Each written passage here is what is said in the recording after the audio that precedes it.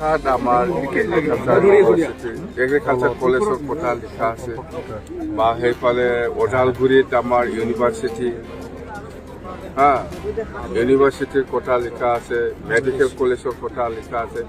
এইবিলাক উন্নয়ন ফালে যিখিনি ডিষ্ট্ৰিক্ট ৱাইজ বা বিভিন্ন জাতি জনগোষ্ঠীক সামৰি লৈ পেলাই যিখিনি এচেঞ্চিয়েল ৰাইজে বিচাৰিছে সেইবিলাক আমি চব উল্লেখ কৰা আছে। বহুত আছে মুঠতে আমি BTC উন্নয়নৰ স্বাৰ্থত মেনিফেষ্টোটো আমি লিখিছোঁ যাতে সকলো জাতি জনগোষ্ঠীয়ে যাতে ডিপ্ৰাইভ নহয়। কিছুমান জাতীয় ইছ্যু আছে, সমস্যা আছে, এই সমস্যাবিলাকক সমাধানৰ ক্ষেত্ৰত BPF দল হিচাপে সদায় সমৰ্থন কৰি যাম, যিমান পাৰে সহায় কৰিব। সেইবিলাক আমাৰ স্পষ্ট। আমি ৰাইজৰ ওচৰত যিখিনি কথা কৈ থাকে সেইবিলাক কথাটোৱে আমি এই লিখিত আকাৰে আমি প্ৰচাৰ কৰিছোঁ। যেনিবা গোসাইগাঁৱত আপোনালোকে ফ্লাইঅভাৰ দেখিব, গোসাইগাঁৱত আমাৰ সংকোচ নদীৰ ওপৰত দলং, এইবিলাক মেজৰ। আৰু গোসাইগাঁৱত এগ্ৰিকালচাৰ যিটো ট্ৰেইনিং ইনষ্টিটিউট আছে সেইটো ৰিভাইভ কৰিব লাগে। সেইবিলাক আমি ইন জেনেৰেল ৰাইজৰ মাজত যিটো প্ৰসাৰ কৰি থাকে যিবিলাক ইছ্যু সেইটোৱেই মেইন।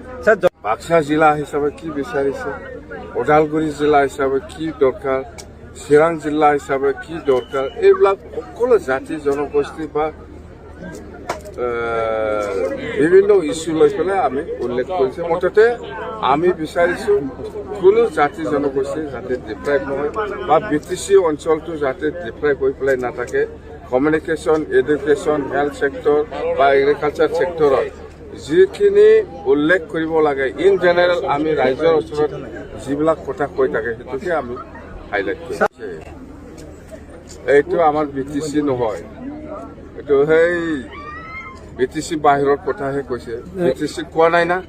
সেইদিনা তামোলপুৰত দেখা নাই, তামোলপুৰত মই একেলগে আছিল CMৰ লগত, নিজনীতো আমাৰ CMৰ লগত আমি একেলগে আছিল।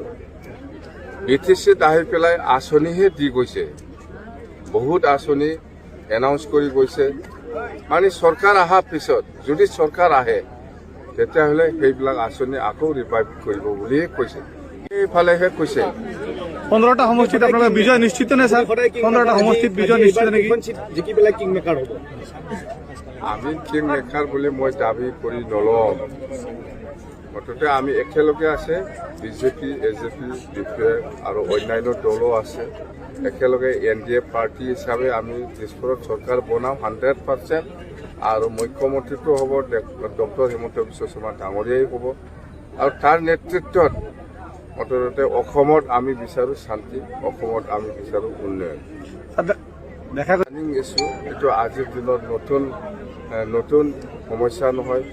6 জনগোষ্ঠীৰ ক্ষেত্ৰত আমি BTC হিচাপে, আমি BPF হিচাপে স্পেচিয়েলি আমি কৈছোঁ আমাৰ অঞ্চলত যিহেতু কোচ ৰাজবংশী আৰু আদিবাসী আছে, ইহঁতক প্ৰেজেণ্ট ট্ৰাইবেলটো একো নষ্ট নকৰি পেলাই ট্ৰাইবেল কৰাত আমাৰ কোনো আপত্তি নাই। এইটো স্পষ্ট BTC কাউন্সিলতো ডিচিশ্যন আছে। এইটো আমাৰ কাৰণে নতুন ইছ্যু নহয়, এইটো আমি দি আছোঁ।